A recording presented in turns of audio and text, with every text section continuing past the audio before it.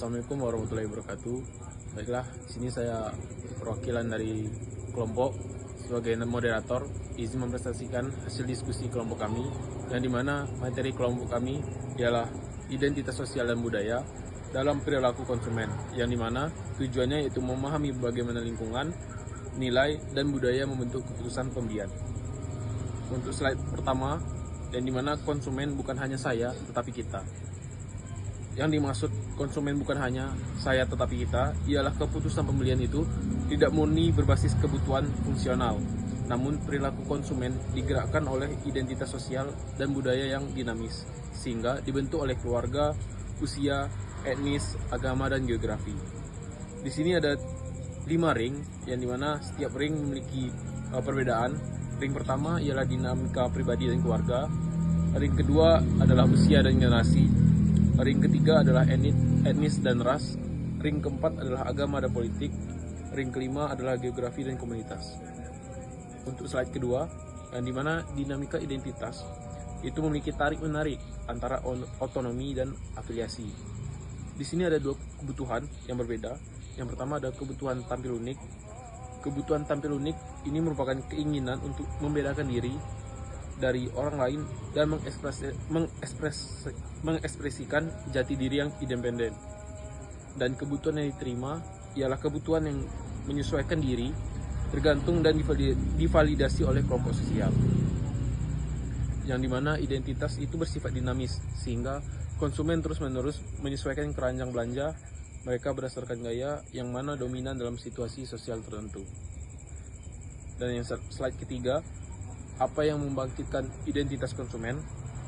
Di sini ada 2 pengertian. Yang pertama adalah petunjuk menonjol, yang dimana itu ialah identikus, yang merupakan pemicu dari lingkungan, iklan, simbol, budaya secara aktif memanggil identitas tertentu. Dan responnya yaitu membeli produk untuk merayakan dan menjelaskan diri dengan identitas tersebut. Dan yang kedua ada ancaman identitas, yang dimana identity threats, pemicunya yaitu mendapat perlakuan negatif, ejekan atau perbandingan sosial yang merendahkan, sehingga respon dari pemicu tersebut melakukan pembelian kompensasi untuk memperbaiki citra diri dan memulihkan rasa percaya diri yang terancam. Baiklah, slide selanjutnya akan dijelaskan kepada teman saya. Kemudian, slide selanjutnya yaitu keluarga, inkubator pertama perilaku konsumen. Slide ini ingin menekankan bahwa keluarga adalah tempat pertama seseorang belajar tentang uang, belanja, dan juga gaya hidup. Namun, yang lebih penting, proses ini sebenarnya juga membentuk identitas sosial dan juga budaya seseorang. Nah, sejak kecil, kita tuh sebenarnya sudah dididik secara tidak langsung lewat kebiasaan sehari-hari di rumah. Dari situlah terbentuk identitas sosial karena kita belajar dari kelompok pertama kita yaitu keluarga. Misalnya nih, ada anak yang dari kecil melihat orang tuanya selalu membuat daftar belanja sebelum ke supermarket atau membandingkan harga dan tidak membeli barang yang tidak penting. Nah, tanpa disadari sebenarnya anak itu tidak hanya belajar tentang hemat, tetapi juga membentuk identitas dirinya sebagai konsumen yang rasional dan juga terencana. Sebaliknya, kalau anak terbiasa melihat orang tuanya sering belanja impulsif ataupun boros, besar kemungkinan juga dia akan meniru kebiasaan tersebut. Nah, inilah yang menunjukkan bahwa perilaku konsumsi sebenarnya adalah cerminan dari identitas sosial yang terbentuk sejak kecil. Kemudian, slide ini juga menjelaskan tentang perubahan bentuk keluarga dari tradisional ke modern, yang juga berpengaruh pada pembentukan identitas. Pada keluarga tradisional atau nuklir biasanya terdiri dari ayah, ibu, dan juga anak. Dalam kondisi ini, keputusan pembelian itu cenderung berpusat pada orang tua. Anak-anak hanya mengikuti apa yang diputuskan oleh orang tuanya. Artinya, identitas sosial dan juga budaya terbentuk secara kolektif, mengikuti nilai keluarga. Contohnya, saat belanja bulanan, orang tua yang menentukan apa yang akan dibeli, berapa jumlahnya, dan juga bagaimana mengatur anggaran. Jadi, pola konsumsi anak sangat dipengaruhi oleh keputusan keluarga tersebut. Namun, seiring dengan perkembangan zaman, muncul rumah tangga modern, seperti single parent, individu yang tinggal sendiri, atau mahasiswa yang tinggal di kos. Dalam kondisi ini, setiap orang dituntut untuk lebih mandiri dalam mengatur keuangan. Artinya, identitas mulai berkembang menjadi lebih individual meskipun tetap dipengaruhi oleh nilai dari keluarga tersebut. Contoh yang paling dekat adalah mahasiswa kos. Ketika masih tinggal dengan orang tua, semua kebutuhan sudah disiapkan. Tetapi saat mulai hidup sendiri, mereka harus berpikir, uang bulanan cukup tidak untuk makan mereka sebulan, transportasi, dan juga kebutuhan lainnya. Nah, disinilah terlihat bahwa ada yang tetap hemat karena identitas yang terbentuk sejak kecil, dan juga ada yang boros karena tidak terbiasa mengatur uang. Ini menunjukkan bahwa identitas sosial dan juga budaya yang dibentuk dalam keluarga akan tetap terbawa, bahkan saat seseorang sudah mandiri. Nah, slide selanjutnya yaitu slide ini tuh menjelaskan bahwa cara orang tua mendidik anak atau pola asuh sangat menentukan identitas seseorang sebagai konsumen, bukan hanya sekedar kebiasaan. Artinya, cara kita melihat uang, kebutuhan, dan juga gaya hidup adalah hasil dari proses pembentukan identitas sosial sejak kecil. Yang pertama, itu ada kebebasan tanpa batas dengan hasil konsumennya yang konsumtif. Jika anak dibiasakan selalu dituruti keinginannya tanpa batas, misalnya setiap minta sesuatu langsung dibelikan tanpa penjelasan, maka anak akan terbiasa berpikir bahwa semua keinginan itu harus dipenuhi. Contohnya, ada anak yang setiap ingin gadget baru selalu langsung dibelikan, tanpa diajarkan menabung ataupun menunggu. Nah, ketika dewasa, dia akan cenderung mudah tergoda diskon, memberi barang karena lebih mementingkan gaya hidup daripada kebutuhannya. Hingga hasil akhirnya akan terbentuk identitas sebagai konsumen konsumtif. Disinilah terlihat bahwa konsumsi juga berkaitan dengan identitas sosial, karena seseorang ingin diakui dan juga terlihat sesuai dengan lingkungannya. Kemudian, yang kedua itu ada edukasi kebutuhan versus keinginan konsumen yang bijak. Sebaliknya, jika sejak kecil anak diajarkan membedakan mana yang benar-benar dibutuhkan dan juga mana yang hanya keinginan, maka pola pikirnya itu akan berbeda.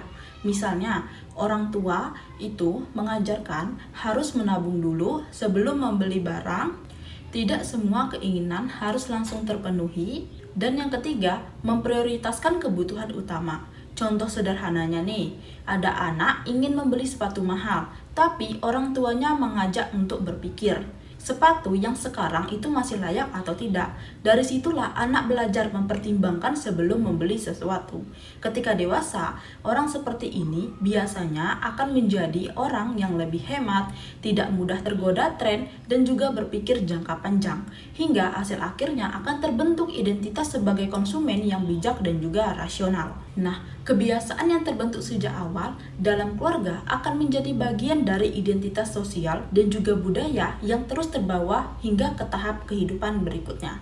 Artinya, apa yang kita pelajari dari kecil tidak akan hilang begitu saja saat kita masuk dunia kerja, hidup sendiri, atau bahkan saat kita membangun keluarga. Identitas tersebut tetap mempengaruhi cara kita mengambil keputusan sebagai konsumen. Yang selanjutnya itu usia dan generasi. Perilaku konsumsi seseorang biasanya berubah sesuai dengan tahapan usianya. Yang pertama, usia tweens atau sekitar 8-14 tahun, anak mulai masuk masa peralihan dari anak-anak menuju remaja, sehingga mulai sadar dengan merek dan tren yang sedang populer. Di usia ini, mereka sering takut dianggap ketinggalan dibandingkan dengan teman-temannya. Contohnya, pada anak SMP yang ingin memakai handphone tertentu karena hampir semua teman sekelasnya memakai merek yang sama, atau keinginan ingin membeli tas dan sepatu yang sedang tren agar tidak merasa berbeda saat berkumpul di sekolah. Dan yang kedua, saat memasuki masa remaja, kebutuhan konsumsi lebih banyak dipengaruhi oleh pencarian jati diri dan keinginan untuk diterima di dalam lingkungan pertemanan. Remaja biasanya mulai memilih barang yang dianggap bisa menunjukkan kepribadian mereka. Contohnya, ada remaja yang rela menabung untuk membeli sepatu, skincare, atau pakaian dengan gaya tertentu supaya lebih percaya diri dan merasa cocok dengan kelompok pertemanan personalnya. Banyak juga dari mereka yang mengikuti berpakaian gaya idol dan telegram agar dianggap keren dan tidak kurang gaul. Yang ketiga, generasi Z, yaitu pengaruh media sosial menjadi jauh lebih kuat karena mereka tumbuh bersama teknologi digital. Apa yang viral di TikTok dan Instagram biasanya sering langsung mempengaruhi keinginan membeli suatu produk. Contohnya, ketika ada sebuah minuman, skincare, atau outfit yang tiba-tiba ramai dipakai influencer, lalu banyak anak muda ikut membeli dan mencobanya. Bahkan kadang mereka membeli bukan karena butuh, tetapi karena rasa penasaran dan ingin ikut tren yang sedang ramai dibahas di media sosial. Dan yang terakhir, yang keempat, itu ada usia pensiunan. Artinya, konsumsi biasanya mulai berubah. Mereka tidak terlalu fokus mengikuti tren, tetapi lebih memikirkan kenyamanan, kesehatan, dan kualitas lingkungan hidup. Contohnya, mereka lebih memilih membeli vitamin, makanan sehat, dan cek alat kesehatan, atau perlengkapan rumah yang memudahkan aktivitas sehari-hari. Banyak juga orang tua lebih senang menghabiskan uang untuk kebutuhan kesehatan dan kenyamanan keluarga, dibanding membeli barang yang sedang viral atau mengikuti mode terbaru. Yang selanjutnya itu ada identitas etnis dan ras, artinya simbol kebanggaan dan rasa hormat. Yang pertama, identitas etnis dan ras dapat mempengaruhi selera dan kebiasaan seseorang dalam kehidupan sehari-hari, terutama dalam memilih makanan, pakaian, atau budaya yang disukai. Biasanya, seseorang akan lebih dekat dengan hal-hal yang berasal dari daerah dan lingkungan tempat ia dibesarkan, karena sudah terbiasa sejak kecil. Hal tersebut membuat seseorang tetap mempertahankan kesukaan terhadap budaya daerahnya walau mereka berada di lingkungan yang berbeda. Contohnya, aku yang berasal dari Sumatera Selatan lebih suka pempek karena sudah terbiasa mengonsumsinya sejak kecil. Sedangkan Yesi, teman aku yang berasal dari Bengkulu, lebih menyukai makanan khas Bengkulu dan kurang menyukai pempek. Perbedaan selera ini menunjukkan bahwa identitas etnis dan budaya daerah dapat mempengaruhi preferensi seseorang terhadap suatu makanan. Jadi, makanan bukan hanya soal rasa, tetapi juga berkaitan dengan kebiasaan, kenangan, dan identitas budaya yang dimiliki oleh seseorang. Dan yang kedua, itu ada ekspresi simbolik, yaitu suatu produk atau budaya digunakan sebagai bentuk kebanggaan dan penghormatan terhadap identitas diri. Contohnya, penggunaan batik saat acara resmi, wisuda, atau perayaan tertentu. Banyak orang memakai batik bukan hanya untuk acara, tetapi juga karena ingin menunjukkan rasa bangga terhadap budaya Indonesia. Baik, kita akan masuk ke bagian yang sangat menarik, yaitu bagaimana keyakinan dan nilai kita benar-benar bisa menjadi filter dalam setiap keputusan konsumsi kita. Jadi, di slide ini kita akan membahas dua identitas besar yang berperan sebagai penyaring mutlak. Artinya itu bukan sekedar preferensi biasa, tapi batasan yang tidak bisa ditawar. Identitas yang pertama itu identitas agama, aturan, dan kepatuhan. Kita mulai dari sisi kiri pada slide ini. Agama ini bukan hanya soal ibadah, teman-teman. Dalam konteks perilaku konsumen, agama ini menyediakan seperangkat nilai dan aturan ketat yang menentukan apa yang boleh dan tidak boleh dikonsumsi. Contoh yang paling mudah kita lihat di sekitar kita, yang pertama itu ada misalkan label makanan halal di restoran atau produk kemasan. Terus kosmetik halal yang bebas bahan haram, terus hingga layanan perbankan syariah yang menghindari sistem bunga. Nah, dari sini muncul sesuatu yang sangat besar secara ekonomi, yaitu pasar umat muslim. Pasar ini bukan kecil ya, ini menciptakan ekosistem industri bernilai sangat tinggi, mulai dari makanan, fashion, kecantikan, hingga pariwisata halal. Artinya, ketika agama berbicara, konsumen mendengar dan patuh. Dan ini adalah peluang bisnis yang sangat luar biasa bagi pemasar yang cerdas. Identitas yang kedua pada slide sebelah kanan ada identitas politik. Kalau dari agama bicara soal haram dan halal, politik berbicara soal nilai dan ideologi. Seseorang dengan keyakinan politik tertentu akan cenderung memilih produk yang sejalan dengan nilai yang mereka percaya. Contoh yang paling relevan di Indonesia itu ada nasionalisme ekonomi. Kita sering dengar kampanye cinta produk lokal atau beli UMKM Indonesia. Ini bukan sekedar slogan. Ini adalah ekspresi identitas politik. Orang yang memiliki rasa nasionalisme tinggi akan secara aktif membeli produk lokal UMKM dibandingkan merek luar negeri. Bukan karena harga, tapi karena ini bagian dari jati diri dan kebanggaan nasional mereka. Jadi di saat ini kita bisa menyimpulkan bahwa agama dan politik itu bukan sekedar latar belakang seseorang. Keduanya adalah filter mutlak yang secara langsung membentuk apa yang dibeli, apa yang dihindari, dan bahkan merek apa yang didukung. Pemasaran yang mengabaikan ini akan kehilangan relevansi di pasar. Oke, sekarang kita akan masuk ke slide 11 dan ini juga merupakan sesuatu yang sangat dekat dengan keseharian kita semua. Pertanyaannya sederhana, apakah tempat tinggal kita mempengaruhi cara kita berbelanja? Jawabannya benar, sangat mempengaruhi. Ini yang disebut dengan subkultural geografis, di mana lokasi tempat tinggal secara langsung membentuk gaya hidup dan perilaku konsumsi seseorang atau individu. Yang pertama itu ada kota besar atau urban. Kita mulai dari sisi kiri sebelah slide, yaitu kehidupan kota besar. Pendorong utama konsumen urban adalah kepraktisan, ritme hidup yang cepat, dan kenyamanan. Mereka tidak punya banyak waktu, semua serba harus efisien. Hasilnya, perilaku konsumennya sangat bergantung pada layanan instan. Contoh nyata yang dapat saya berikan, atau yang pasti sudah teman-teman kenal di sini, misalnya ada mahasiswa atau pekerja kota yang setiap pesan makanan itu harus lewat GoFood, ShopeeFood, atau GrabFood. Bukan karena malas masak, tapi karena waktu mereka yang terbatas. Ini adalah refleksi langsung dari gaya hidup urban yang serba cepat. Yang kedua, itu ada pedesaan atau rural. Sekarang kita bandingkan dengan sisi kanan, itu ada kehidupan pedesaan. Nah, pendorong utamanya berbeda 180 derajat dari akses sumber daya alam, rutinitas tradisional, dan ritme hidup yang lebih lambat. Perilaku konsumennya pun juga berbeda, berbasis kemandirian dan pemanfaatan bahan lokal. Contoh nyata, misalkan masyarakat desa lebih memilih memasak sendiri di rumah. Mengapa? Karena bahan baku segar seperti sayur dan lauk pauk itu lebih mudah didapat langsung dari kebun atau pasar tradisional. Mereka tidak butuh aplikasi pesan antar, mereka memang punya sumber dayanya sendiri.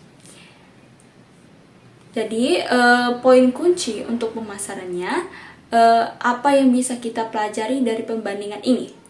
Ya, jadi yang bisa kita pelajari itu seorang pemasar tidak bisa menggunakan strategi yang sama untuk konsumen urban dan rural. Untuk konsumen kota, itu fokusnya menonjolkan kecepatan, kemudahan, dan efisiensi. Untuk konsumen desa, menonjolkan kualitas, ketahanan, dan nilai lokal. Jadi, mengapa geodemografi, yaitu menganalisis konsumer berdasarkan lokasi, geografinya, menjadi salah satu alat pemasaran yang sangat penting. Jadi, kesimpulan besarnya pada kedua slide yang telah kita bahas, itu keyakinan, nilai agama, politik, dan bahkan tempat tinggal. Semua itu membentuk siapa kita sebagai konsumen. Tidak ada keputusan pembelian yang murni rasional. Selalu ada lapisan identitas yang ikut bicara dan baliknya. Baik, materi yang selanjutnya yaitu tentang interseksionalitas konsumen di dunia nyata. Nah, pada slide ini dijelaskan bahwa dalam dunia nyata, konsumen tidak hanya memiliki satu identitas saja. Setiap orang membawa banyak identitas sekaligus dan semua identitas tersebut saling mempengaruhi ketika mengambil keputusan pembelian. Nah, di sini Ahmad sebagai contoh konsumen nyata. Di tengah diagram terdapat Ahmad. Ahmad digambarkan sebagai konsumen yang memiliki beberapa identitas sekaligus, yaitu sebagai mahasiswa kos, generasi Z, tinggal di lingkungan urban, dan seorang muslim. Nah, semua identitas ini bekerja secara bersama ketika Ahmad membeli satu produk. Nah, yang pertama yaitu mahasiswa kos. Efeknya yaitu anggaran ketat, butuh kepraktisan. Nah, sebagai mahasiswa kos, Ahmad memiliki keterbatasan finansial sehingga ia lebih sensitif terhadap harga. Ia cenderung memilih produk yang murah, praktis, dan efisien. Contohnya seperti membeli makanan siap saji, promo paket hemat, atau pakaian dengan harga terjangkau. Nah, hal ini menunjukkan bahwa kondisi ekonomi dan lingkungan tempat tinggal sangat mempengaruhi perilaku konsumen. Yang kedua yaitu Gen Z, usia. Nah, efeknya yaitu mengikuti tren fashion viral. Nah, karena Ahmad termasuk Gen Z, ia juga dipengaruhi oleh tren media sosial dan budaya digital. Produk yang viral di TikTok atau Instagram lebih mudah menarik perhatiannya. Nah, artinya keputusan pembelian Gen Z sering dipengaruhi oleh tren, influencer, dan keinginan untuk tetap relevan dengan lingkungan sosialnya. Yang ketiga yaitu urban geografi. Efeknya penggunaan aktif digital sebagai konsumen yang hidup di wilayah urban atau perkotaan, Ahmad sangat dekat dengan teknologi digital. Ia terbiasa menggunakan aplikasi online untuk berbelanja, memesan makanan, hingga mencari informasi produk. Karena itu, konsumen urban biasanya lebih menyukai layanan yang cepat, praktis, dan berbasis digital. Yang keempat yaitu Muslim, agama. Nah, efeknya yaitu filter mutlak pada makanan halal. Nah, identitas agama menjadi faktor penting yang tidak bisa diabaikan. Sebagai Muslim, Ahmad memiliki batasan tertentu dalam memilih produk, terutama makanan dan minuman yang harus halal. Ini menunjukkan bahwa nilai budaya dan agama sering menjadi filter utama sebelum konsumen memutuskan membeli suatu produk. Nah, hasil dari keranjang belanja Ahmad, ketika semua identitas tadi digabungkan, maka terbentuklah perilaku konsumsi Ahmad. Ahmad membeli pakaian lokal kekinian karena dipengaruhi identitas Gen Z, tetapi tetap memilih yang harganya terjangkau karena statusnya sebagai mahasiswa kos. Ia juga memesan makanan melalui aplikasi digital karena tinggal di lingkungan urban, namun tetap menggunakan filter halal sesuai keyakinannya. Jadi, inti dari slide ini adalah keputusan pembelian konsumen terbentuk dari kombinasi banyak identitas sekaligus, bukan hanya satu faktor saja. Baik, materi yang selanjutnya yaitu tentang memahami identitas untuk strategi yang relevan. Nah, slide ini menjelaskan bagaimana perusahaan atau pemasar harus memahami identitas konsumen agar strategi pemasaran menjadi lebih relevan dan tepat sasaran. Nah, yang pertama yaitu identitas itu dinamis. Nah, poin pertama menjelaskan bahwa identitas konsumen bisa berubah tergantung situasi. Nah, contohnya seperti seseorang bisa ingin tampil mandiri ketika bersama teman, tetapi lebih memilih mengikuti keluarga saat berada di rumah. Jadi, perilaku konsumen tidak selalu tetap. Karena itu, pemasar harus memahami situasi apa yang sedang dialami konsumen pada saat membeli produk. Contohnya, misal saat bulan Ramadan, identitas religius konsumen menjadi lebih dominan sehingga iklan bernuansa Islami akan lebih efektif dibandingkan iklan biasa. Yang kedua yaitu berevolusi bersama siklus hidup. Nah, poin kedua menjelaskan bahwa kebutuhan konsumen berubah seiring bertambahnya usia. Nah, dan perubahan fase kehidupan. Remaja biasanya membeli produk untuk mencari pengakuan sosial atau mengikuti tren, sementara orang dewasa lebih fokus pada kualitas dan kebutuhan keluarga, sedangkan lansia lebih memperhatikan kesehatan dan kenyamanan. Karena itu, produk dan strategi pemasaran harus mampu menyesuaikan diri dengan perubahan tahapan kehidupan konsumen. Contohnya, produk skincare. Nah, untuk remaja biasanya menonjolkan glowing dan tren.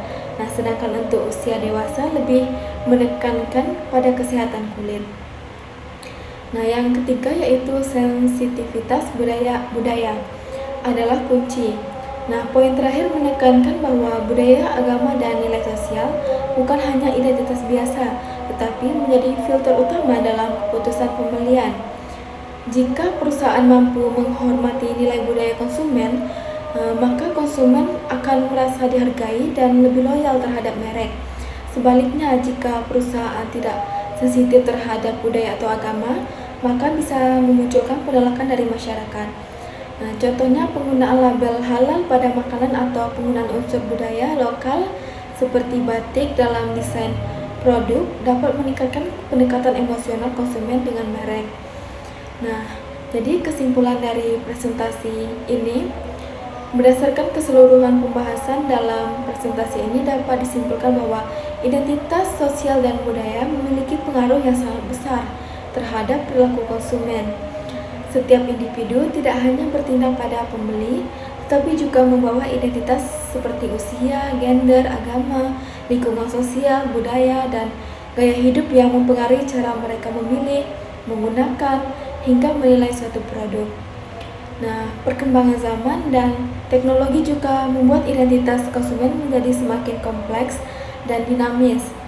Konsumen modern, khususnya Gen Z, tidak hanya mempertimbangkan fungsi produk, tetapi juga nilai, simbol, tren, serta kesesuaian produk dengan identitas diri mereka. Karena itu, perusahaan harus mampu memahami konsumen secara lebih mendalam, bukan hanya dari sisi demografi, tetapi juga dari sisi sosial dan budaya. Selain itu, konsep interseksionalitas menunjukkan bahwa keputusan pembelian terbentuk dari gabungan berbagai identitas sekaligus, faktor ekonomi, agama, lingkungan, usia, hingga perkembangan digital saling berinteraksi dalam membentuk perilaku konsumen seseorang. Nah, hal ini membuat strategi pemasaran harus lebih personal, relevan, dan sensitif terhadap keberagaman konsumen. Nah, dengan memahami identitas sosial dan budaya konsumen, perusahaan dapat menciptakan strategi pemasaran yang lebih efektif, membangun hubungan emosional dengan pelanggan, serta meningkatkan loyalitas konsumen dalam jangka panjang. Oleh karena itu, pemahaman terhadap aspek sosial dan budaya bukan lagi sekedar pelengkap, melainkan menjadi kunci utama keberhasilan pemasaran di era modern. Baiklah, itulah hasil presentasi kelompok kami. Apabila ada kekurangan dan kesalahan kata, kami mohon maaf dikarenakan ini dilakukan secara virtual, yang diharapkan presentasi kami dapat mendapatkan hasil yang terbaik. Oke, itu saja yang dapat saya sampaikan. Saya tutup perwakilan dari kelompok. Wassalamualaikum warahmatullahi wabarakatuh.